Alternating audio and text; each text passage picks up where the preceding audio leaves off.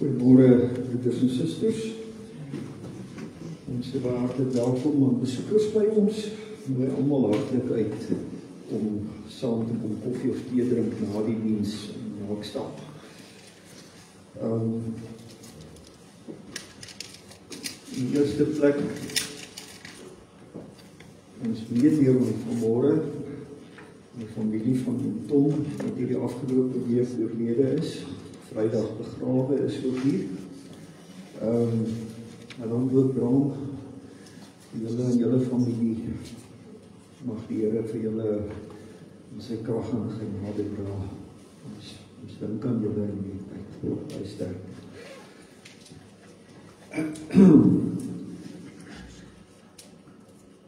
Ons het vanmôre die afsluiting van die kateksasie vir die jaar. Daar is nie hierdie week Bybelstudiegroepe wat vergader nie.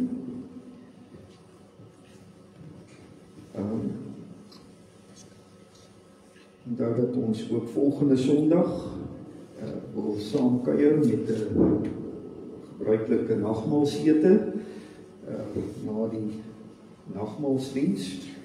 Ons wil graag hê almal moet dan saamkuier.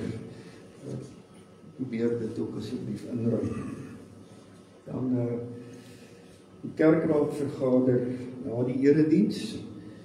Ons vra die voorbereiding ook vir die kerkraad en alle besluite wat geneem moet word. Dan het ons de Koos was nie op die registers gewees om een of ander rede nog nie, en hy het eintlik in die afgelope week verjaar, en ons het nie verlede week geluk gewens nie. So by nabaat, Koos, baie geluk met jou verjaardag die afgelope week. Ons glo dit gaan 'n gesonde jaar wees vir jou. Geseënd. Kom ons sing die seënbede. Besonderlik dan ook vanmôre met die oog op die wat hartseer is en wat treur, maar ook de Koos wat ons verlede week opgegly het om geluk te wens. Ons dink aan almal wat swaar kry en ons dra almal mekaar op aan die genade van die Here, sy seën.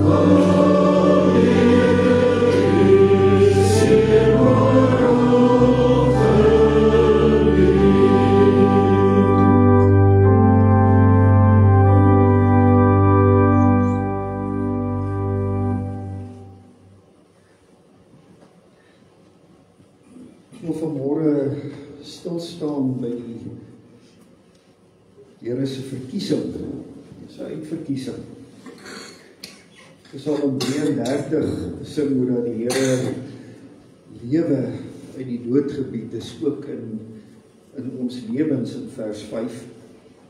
Dan vers 6, die Here se raad word nooit gekeer nie. En salig wie tevore deur hom is verkore, deur hom gekies is om aan hom te behoort as sy erfenis. Wie so hoog geëer is dat die Heer hul Heer is. En die God, hul God. Ons sing vers 6 en vers 11 van Psalm 33, vers 6 en 11, vers 11 dan ook besonderlik ons toenadering voor die Here, die foto waarmee ons voor die Here in afhanklikheid dan ook nader in die erediens. Vers 6 en vers 11. Die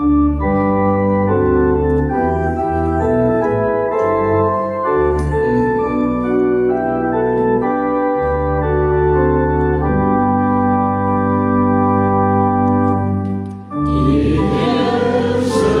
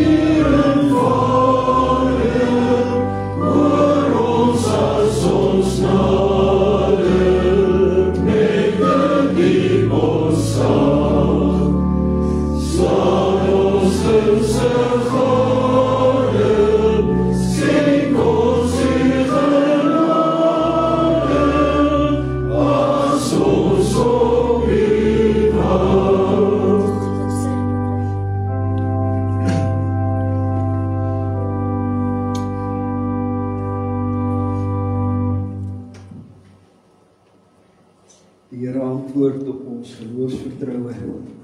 Hy groet ons met sy seën. Geliefdes, genade vir julle en vrede van God ons Vader, van hom wat is, wat was, wat altyd sal wees, en van die 7 geeste wat voor sy troon is, en van Jesus Christus, die betroubare getuie, die eerstgeborene uit die dood, die heerser oor die konings van die aarde. Amen. Kom ons sing Psalm 100.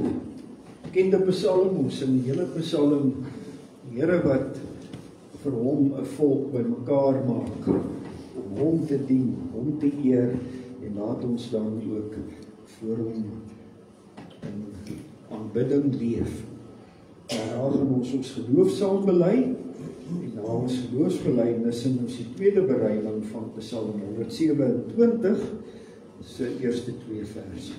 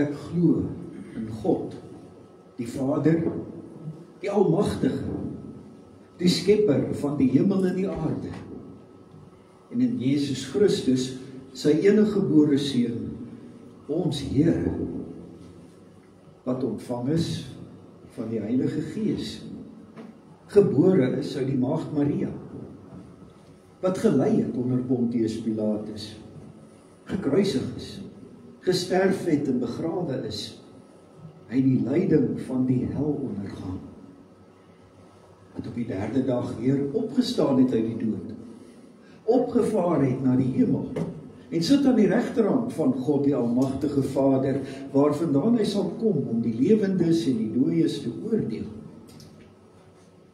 Ek glo in die Heilige Gees. Ek glo aan 'n heilige, algemene Christelike kerk, die gemeenskap van die heiliges, aan die vergifnis van sondes, die opstanding van die liggaam en 'n ewige lewe.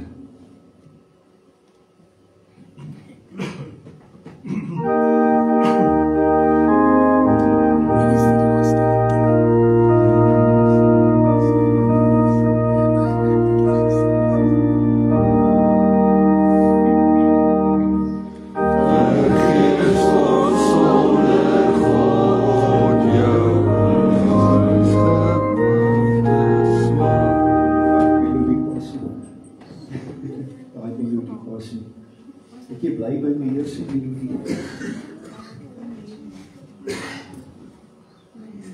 Kom ons sing maar a cappella. Vergeet God sonde, God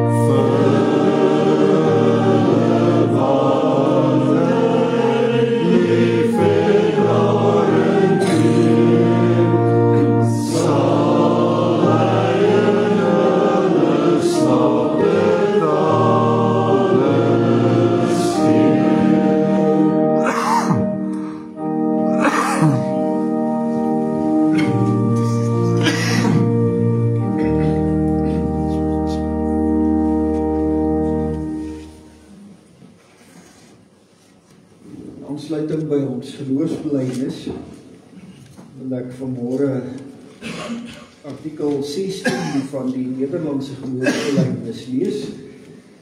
Artikel 16 gaan oor die ewige verkiesing van God. Ons glo dat God, toe die hele geslag van Adam deur die sonde van die eerste mens in die verderf en ondergang gestort is, om betoon het soos hy is, naamlik barmhartig en regverdig. God is barmhartig, aangesien hy die wat hy uitverkies het uit hierdie verderf trek en verlos. God het hulle uit louter goedheid, sonder om hulle werke in die minste in aanmerking te neem, in sy ewige en onveranderlike woord uitverkies in Jesus Christus, ons Here.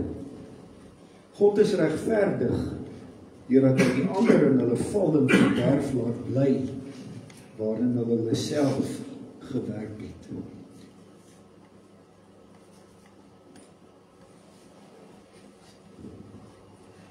Die Here het in die ou tyd vir Israel gekies om sy verbond met hulle te sluit en sy verlossing aan hulle te gee.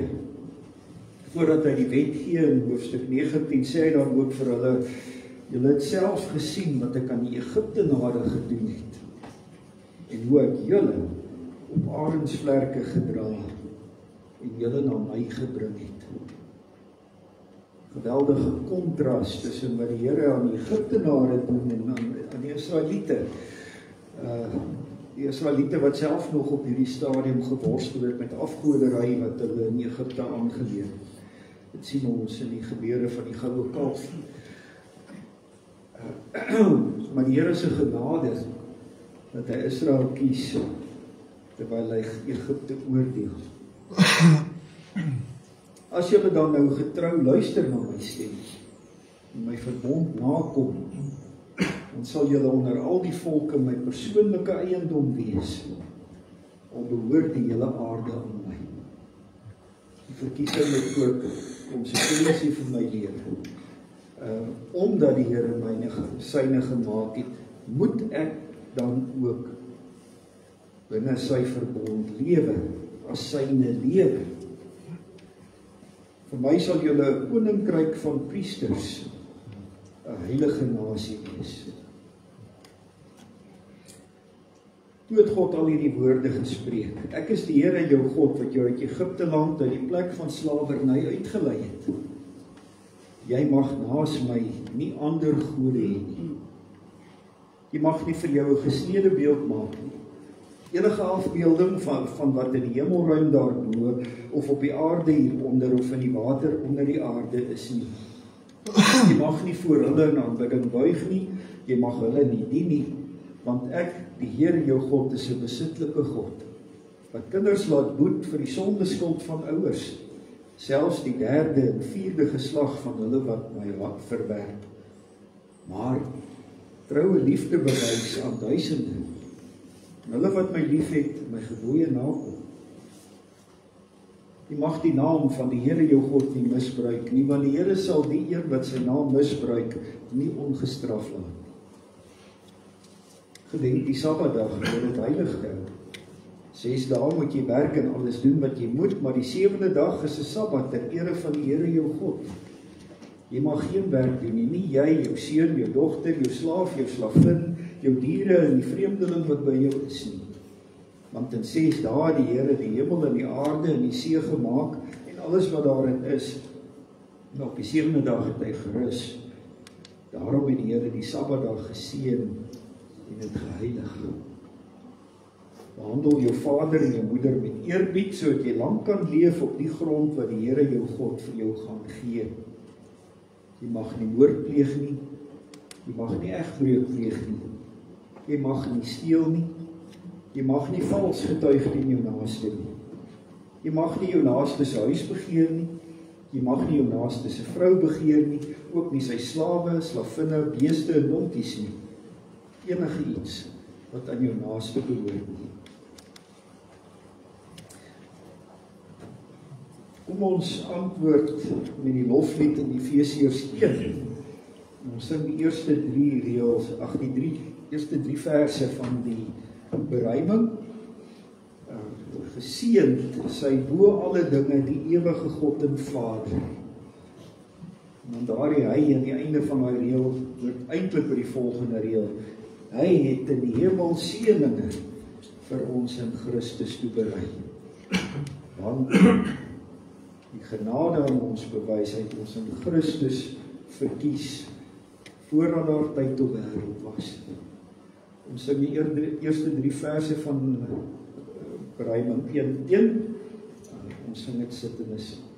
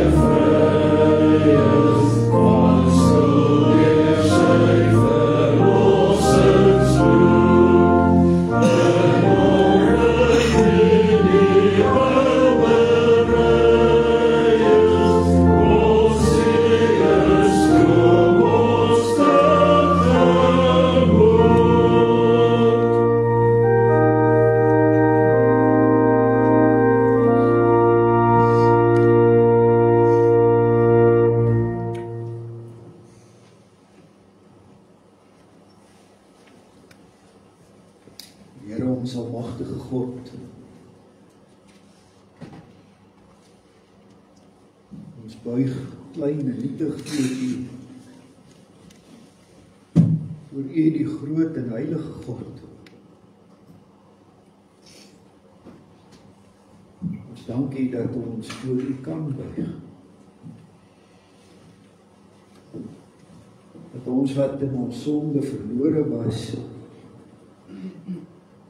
deur U groot genade gered is, sodat ons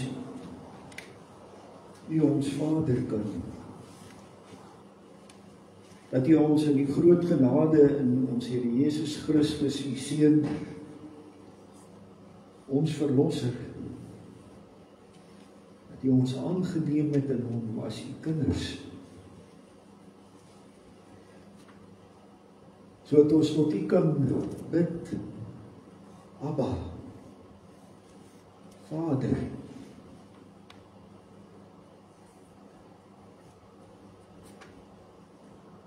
Ons dankie Here dat ons aan U kan vashou in 'n deurmekaar wêreld. 'n Wêreld vol hartseer en pyn.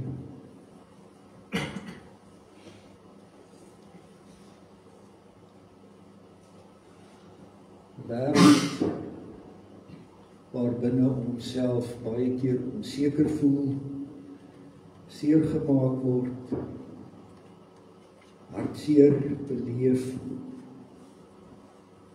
maar deur die genade ook kan vreugde beleef, uitdagings kan hê, uitsig kan hê, verwagting kan hê en vorentoe kan kyk.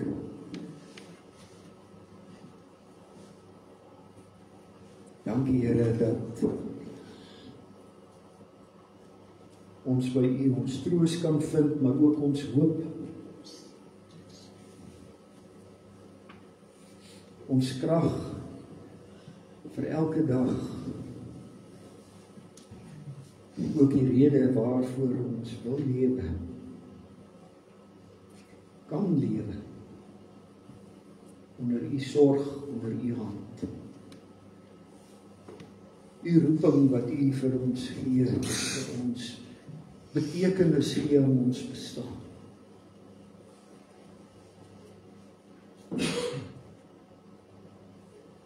Ons dra dan ook aan U op.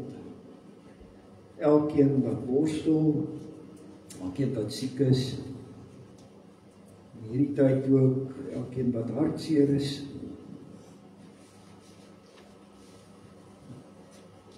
ons bid Here, die krag en genade, elkeen van ons in lewe. Lei ons wanneer ons nou ook by 'n moeilike vraag wil stil staan, vir ons baie onverstaanbare soms en ons verstand sukkel om daarmee dit altyd te verstaan. Lei ons deur die Gees, lei ons wat U woord moet bedien. Gee ons uit U woord insig. Dankie dat ons kan bid met vertroue in die naam van ons Here Jesus Christus, ons Verlosser. Amen.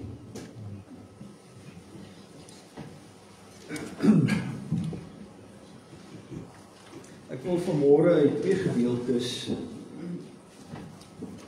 lees.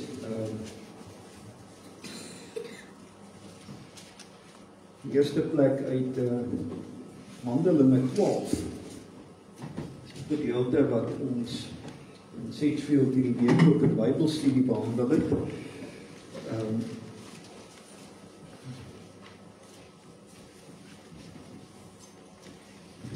Ons lees vanaf vers 1. Ek gaan nie die hele hoofstuk lees nie, ek lees net die eerste 11 verse van hoofstuk 12 Handelinge. In daardie tyd het koning Herodes die hand geslaan aan sommige uit die gemeente om hulle leed aan te doen. Nou daardie tyd, net so kortliks agtergrond, net voor hierdie gebeure het die evangelie deurgebreek ook na die heidene nasies. Dit is nadat Petrus daai visioen ontvang het oor die diere in die laken en toe deur die Here na Cornelius en sy familie toe gestuur is en mense wat saam met hom was, wat uit die heidendom was, wat onbesnedenis was. Dit was onbegryplik vir die kerk ook aanvanklik om te dink dat die Here mense wat nie besny is ook in die koninkryk kan inbring. So nadat Petrus daar was en die Gees ook op Cornelius en sy familie gekom het, moes Petrus sy op die rooi tapuit geroep voor die kerkraad in Jerusalem. Moes hy eers gaan verduidelik, maar wat het hy nou by daai heidene gaan doen? Dis nou eintlik die genade dat die evangelie ook na Europa toe kon gaan. Want dis die eerste Europeërs wat deur die Here in die koninkryk ingebring is. Maar op hierdie stadium wat die evangelie deurbreek na verder as Israel en die ons kan maar sê die Israelitiese basters, die Samaritane, na die res van die wêreld toe. Op hierdie stadium kom daar 'n nuwe vlaag van vervolging. Toe dit in Judea die evangelie verkondig is en binne Israel was dit die Joodse raad wat leiding geneem het in die vervolging. Opmerklik dat nou wanneer die evangelie deurbreek na die wêreld toe, dit die nie-Israeliet die heidense koning, kan ons sê Herodes, is wat die vervolging nou ook begin. Ook op die groter skaal waar die evangelie nou na die res van die wêreld toe gaan. So in daardie tyd het koning Herodes die hand geslaan aan sommige uit die gemeente om hulle leed aan te doen. Het Jakobus, die broer van Johannes, met die swaard laat doodmaak. En toe hy sien dat dit by die Jode byval vind, het hy verder gegaan en ook vir Petrus gevange laat neem. Dit was die tyd van die fees van die ongesuurde brood. Nadat hy hom laat arresteer het, het hy hom in die tronk laat gooi en oorgegee aan 4 afdelings van 4 soldate elk, met die bedoeling om hom na die Pasga voor die volk te bring. Soos Petrus dan in die tronk bewaak, maar 'n volgehoue gebed tot God het uit die gemeente vir hom opgegaan. Die nag voordat Herodes hom wou voorbring, was Petrus aan die slaap tussen 2 soldate. Hy was met 2 kettinge geboei en voor die deur het wagte die tronk bewaak. Skielik het 'n engel van die Here daar gestaan en 'n lig het in die sel geskyn. Toe gee hy Petrus 'n stamp teen die sy, maak hom wakker en sê, staan gou op. En die kettinge het van sy hande afgeval. Die engel sê toe vir hom, gord jou en trek jou sandale aan. Hy het so gemaak.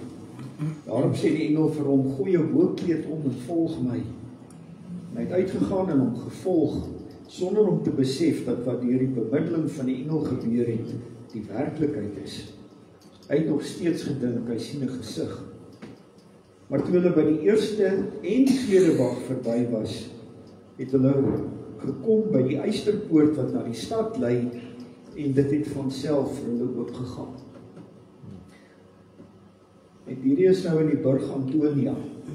Dit is soos 'n fort binne in Jerusalem gewees. Dit was die hoofkwartier van die Romeinse soldate. En in die Paastyd was dit oorvol met soldate.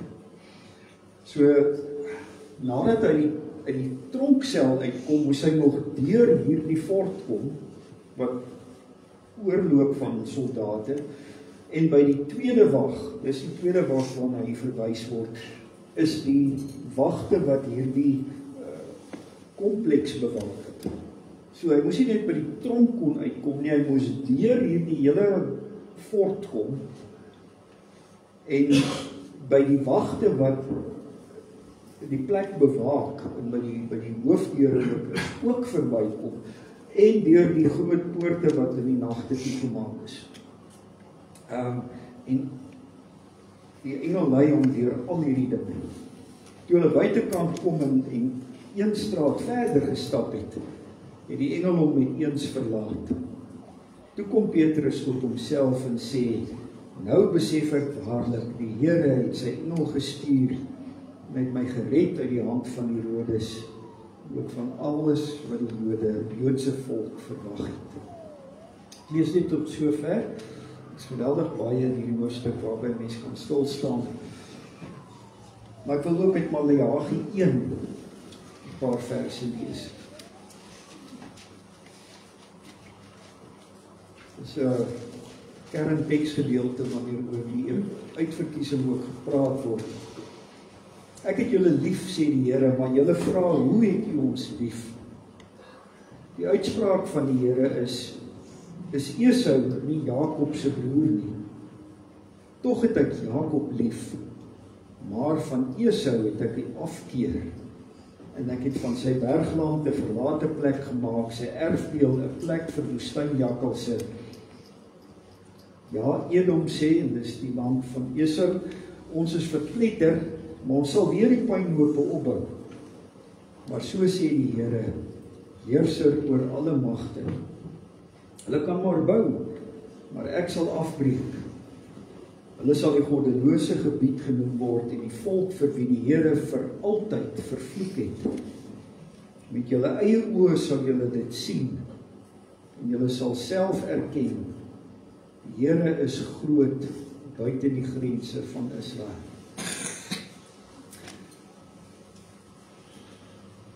Maleagi gaan teruggegaan na die groot teenstelling van Jakob en sy tweelingbroer Esau. Esau wat sy eerstgeboortereg versmaai het en verkoop het. Esau wat later bekend staan sy nageslagte as die Edomiete. Die Edomiete wat vir Israel weier met die uittog uit Egipte dat hulle deur hulle grondgebied mag trek. Later dan lees ons met die val van Jerusalem, toe die Babyloniërs Jerusalem ingeneem het, hoe die Edomiete baie ywerig gehelp het om Jerusalem af te breek. En om die Jode wat op vlug was aan te keer en uit te lewer aan die Babyloniërs.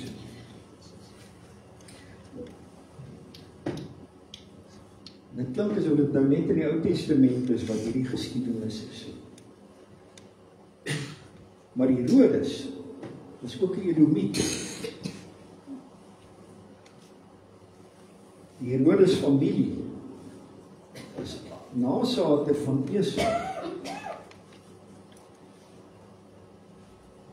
En die opmerkelike is, as ons gaan kyk wie hy eerste aanvat wanneer hy die kerk vervolg, hy begin nie by Petrus die leier nie, maar met Jakobus. Maar ons hoor die Griekse vorm van die naam.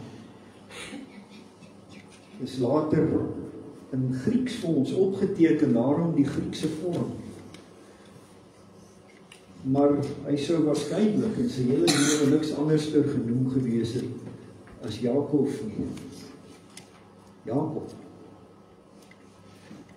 Esau onthou onthoof vir Jakob met die vervolging van die kerk. Ons sien hoe die ou tema van Esau teenoor Jakob deurspeel in die Nuwe Testament wanneer die evangelie van Christus in hierdie wêreld deurbreek. Dit begin met Herodes die Grote, wat die Grote genoem is, die eerste Herodes koning. Hy het die Jode goed geken, hy het hulle godsdiens geken. Hy het selfs baie geld ingestoot om die tempel in Jerusalem te verbeter, geweldige bouwerke daar aan te bring. Maar wanneer die sterrekykers uit die ooste by hom kom en vir hom vra, waar is die koning van die Jode gebore? Dan ken hy die Messias verwagting van die Jode. En hy probeer aktief dit tot 'n einde bring deur die seentjies in Bethlehem te laat gebeur.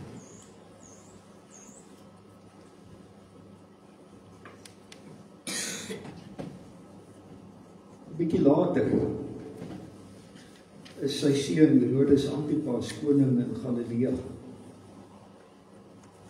Johannes die Doper, nadat hy sy werk gedoen het om die wegbereider te wees en vir Christus ook gedoop het, dan preek hy spesifiek vir Herodes Antipas.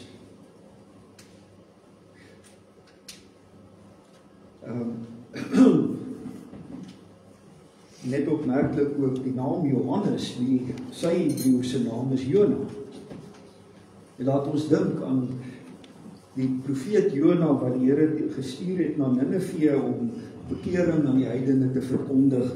En so word ook Johannes of Jona die doper na Herodes gestuur, Herodes Antipas, om vir hom te preek, om tot bekering te roep. Maar wat doen hy? Hy onthoof Johannes die doper. Nou kry ons die uitbreiding van die kerk. Die kerk breek deur na die heidene nasies en Herodes Agrippa onthoof vir Jakob.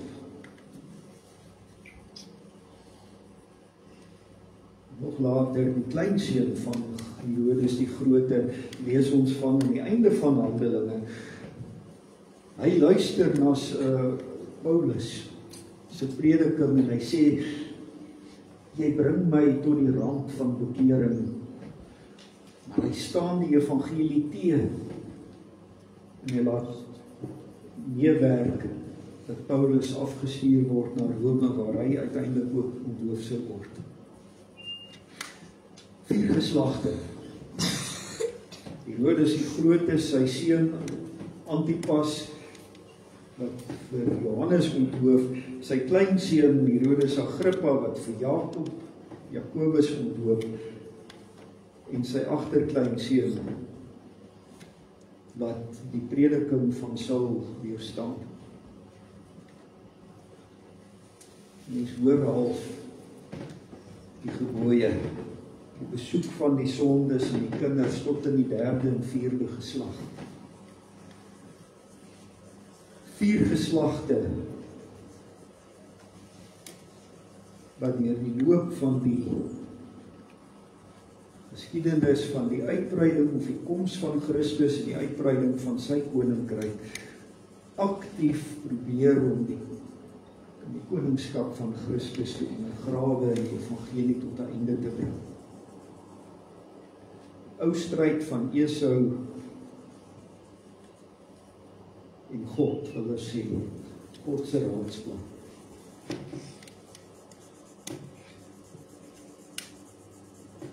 Watter hoop was daar vir Esau? Vir die Herodes. Die Here het dan gesê, ek het hulle verwerp. Dit is gewoonlik die vraag rondom die verkiesing van die Here. Die verwerping van mense.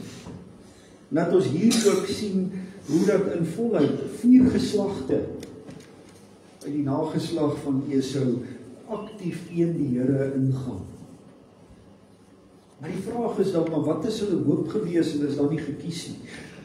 Maar wat ons moet raak sien, en dis altyd, die Here bring dit vir ons altyd na vore, en ons het dit ook in ons belydenis gelees vanmôre.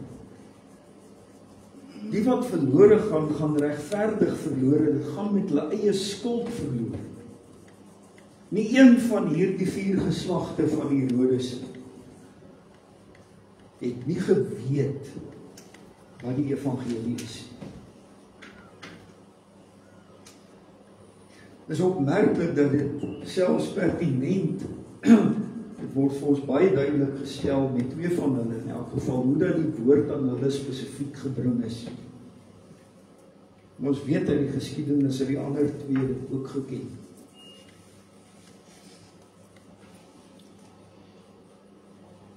Herodes Agrippa tree sogenaamd op om die Jode tevrede te stel, wanneer hy Jakobus vermoor. Nie een van hulle kan sê hulle het nie geweet nie. Die Here het hulle nie laat verlore gaan, omdat hulle geen begrip gehad het van enigiets nie. Dit is so belangrik dat ons dit raak sien, dwars deur die Bybel.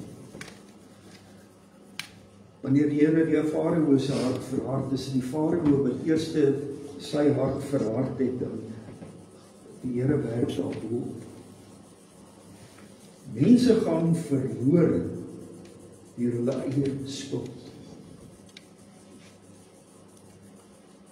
Die verlossing daarteen word gegee aan mense wat dit nie verdien het. Mense wat verlore was, wat gered word deur die genade van die Here, omdat die Here hulle gekies het. En hoe ingrypend daardie verlossing is, word eintlik vir ons geïllustreer in Handelinge ook, nie net met dit wat Herodes gedoen het nie, maar hoe die Here met Petrus optree. Ja goed, Petrus was reeds 'n kind van die Here, maar dit wat met hom gebeur is eintlik wat met elkeen van ons gebeur het. Ons was in 'n gevangenis. Ons was vasgevang in die slawerny van die Satan. Ons was soos die wat verlore gaan, eintlik vasgeketting in die slawebande van die sonde.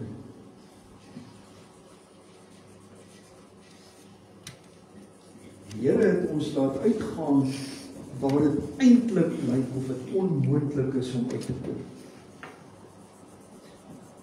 Soos wat Petrus uit daardie tronk uitgelei is, waar dit gelyk het asof hy in omstandighede is waar dit absoluut onmoontlik is dat hy daar kan uitkom. So was ons situasie eintlik nie in 'n wêreldse gevangenis nie, maar in die slawerny waarin ons was. As dit van onsself afgehang het, het ons nooit daar uitgekom. Was daar vir ons geen manier nie. Eintlik, soos wat Petrus, wanneer hy uit is, half in verwondering is en sy in ding, maar hoe het ek hier gekom? Ek het nog 'n droom. Dit is onmoontlik, hier staan ek buite in die strate. Ek is uit die tronk uit. So beleef die gelowige dit eintlik. As ons deur die Here gered is, dan besef ek, maar ek het nie self daar gekom nie. Jy staan in verwondering en dink en besef net, maar hier is ek is vry. Die Here het my uitgelei, waar dit gelyk het asof daar geen moontlikheid was nie, of waar daar geen hoop was nie.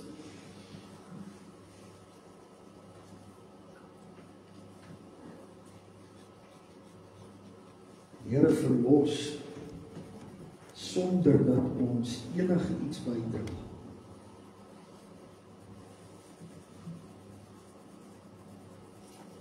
Hy verlos alleen deur Jesus Christus. Dit moet ons vashou.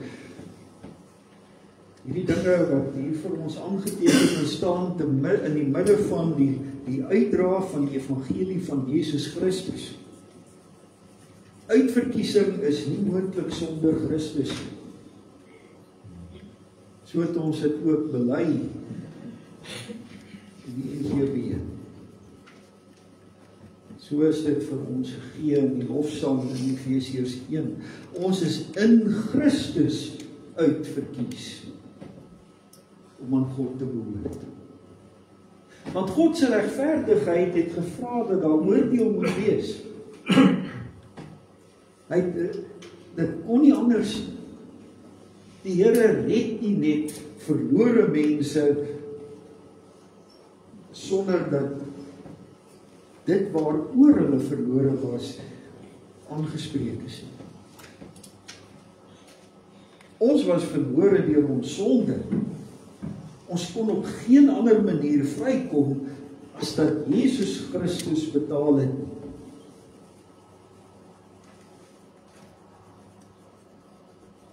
As hy nooit gekom het nie, sou ook almal met wie die Here bemoeienis gemaak het in die Ou Testament verlore gebly het. Hulle is gered op grond van Christus wat sou kom. Dis in die seremonies en in die offers en al die goed aangetoon. Julle word gered. Julle is gered, maar dis op grond van die lewe wat gegee word en wat geprofeteer word, wat in Christus vervul is. Daar is geen verlossing anders as deur Jesus Christus.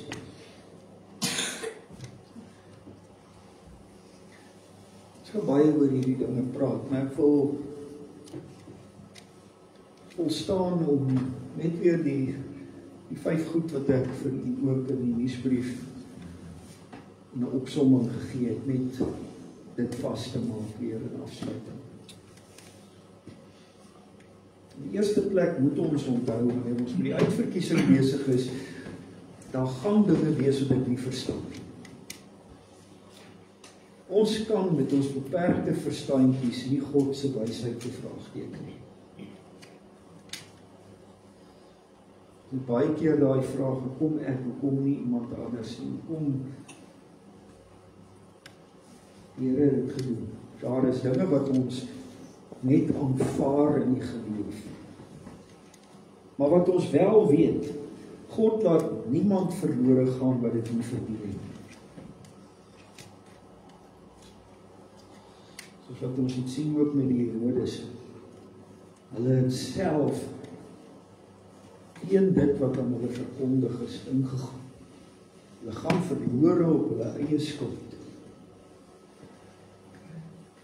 Niemand wat gekies is, het die genade verdien nie.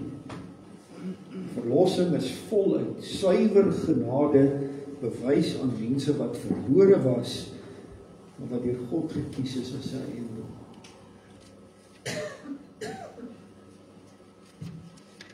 Ek het dit nie verdien nie, dis die genade van die Here. Ek staan in verwondering voor hom dat ek aan hom behoort. Die uitverkiesing is slegs moontlik op grond van die Here Jesus Christus se soevereinste. En dan, wat nou? Leef daarom met verwondering en dankbaarheid gelowig tot God se eer. Dit is opmerklik in die Bybel. Die uitverkiesingsleer word nooit aan 'n heiden verkondig. Daar word nooit vir iemand wat nie gelowig is nie gesê, ek verkondig hierdie dinge aan jou, maar as jy nie gekies is nie, gaan jy dit nie aanvaar nie. Nee. Elke keer wanneer die uitverkiesing verkondig word in die Bybel, is dit vir gelowiges. En dit wil vir ons sê, besef hoe groot die genade in jou lewe is. Leef dit. Dis 'n genade wat nie herhaal kan word nie. God het dit vir jou gedoen. As jy dit gaan weggooi, is daar nie. Die boodskap van byvoorbeeld die Hebreërs. Die Here verkondig die uitverkiesing in Maleagi, dit wat ons net nou gelees het. En dan gaan hy aan en hy sê vir Israel, maar as ek dan julle vader is, waar is die eer vir my? Dan stoei hy met sy volk wat nie leef wat hulle is. Hy sê vir hulle, onthou, ek het julle gekies, maar leef dit. Efesiërs begin met die uitverkiesing, maar dan sê die Here vir daai gemeente, leef daarom julle geloof. Besef waar jy vandaan kom en leef in dankbaarheid tot eer van die Here. En volgende week nagmaal 4. Die Here gaan weer vir ons bevestig, ek het jou myne gemaak. Die offer van Christus. Dis so seker as wat jy hierdie brood eet, hierdie wyn drink. Terselfdertyd sê die Here ook vir my, dis 'n deel van dieselfde ondersoek. Sê jy dat jy gered is uit genade alleen, gaan jy daarom dankbaar leef.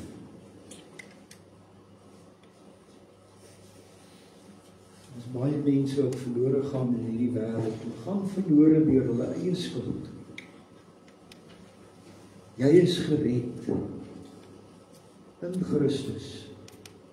Met genade alleen. Gryp die genade. leef in verwondering, dankbaarheid tot God se eer. Amen.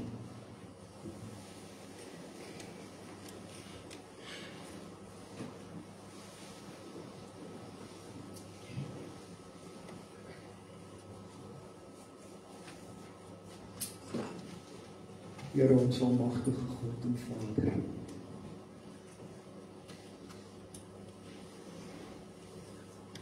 ons buig niet in verwondering voor U genade dat ons aan U kan behoort.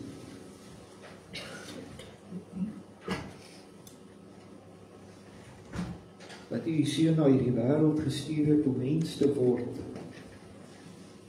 om ons skuld te dra sodat ons gered kan wees.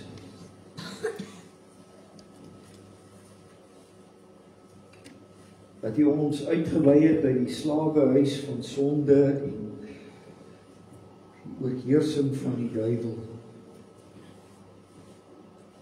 sonder dat ons dit self kon doen. As U magsdaad ons verlos het.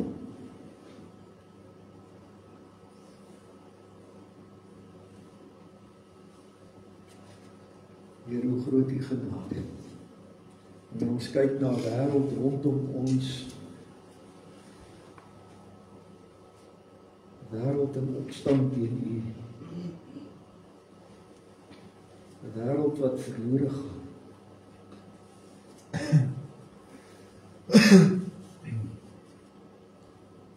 En ek het ooit begryp, o Here, dat U my gekies het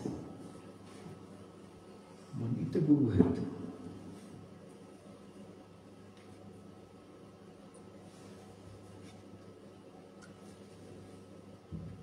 Lei ons, Here, deur U Gees om dit werklik te verstaan.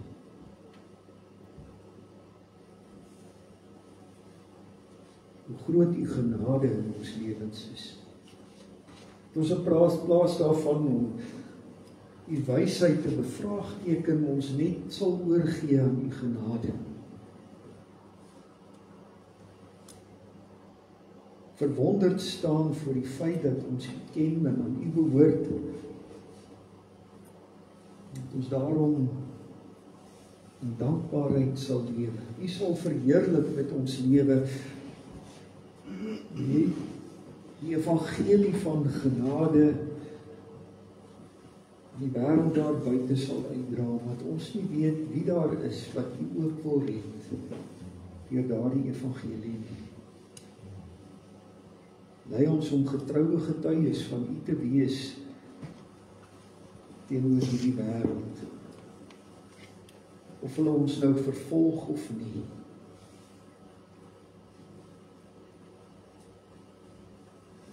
Want hierdie wêreld kan nie sonder U genade gered weer word nie. Lei ons, Vader, om te bid. Lei ons om in dankbaarheid te leef. Lei ons om waarlik kerk te wees en U te verheerlik.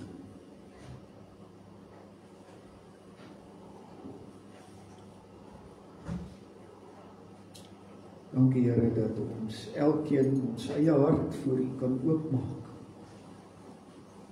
Ons ook nou dit wat in ons eie hart is voor U kan uitstort.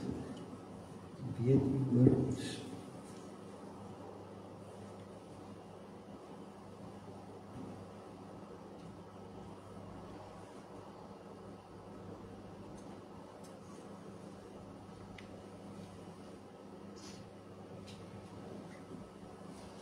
Dankie, Vader, dat ons kan weet, U hoor elke gebed, deur Jesus Christus ons verlosser. Amen. Ons gee geleentheid vir die insameling van ons liefde.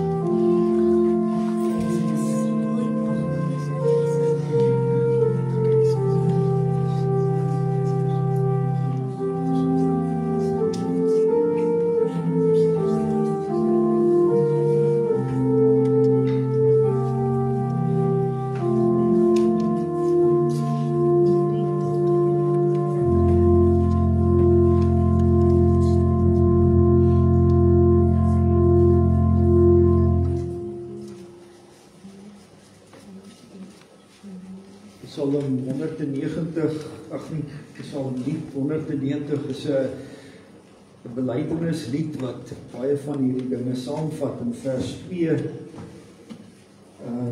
Voordat ek kon kies, voordat ek kon vra, het u seun my vloek gedra.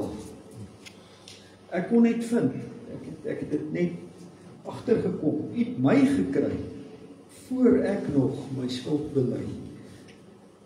Die Here se verlossing wat kom uit genade alleen.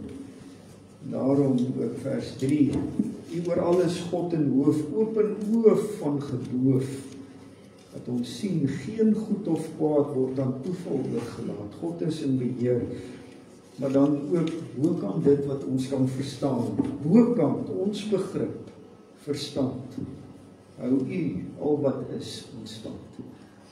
Erkenning, daar's dinge wat ons verstand te bowe gaan, maar ons erken God se grootheid, dat hy in beheer is. Lied 190.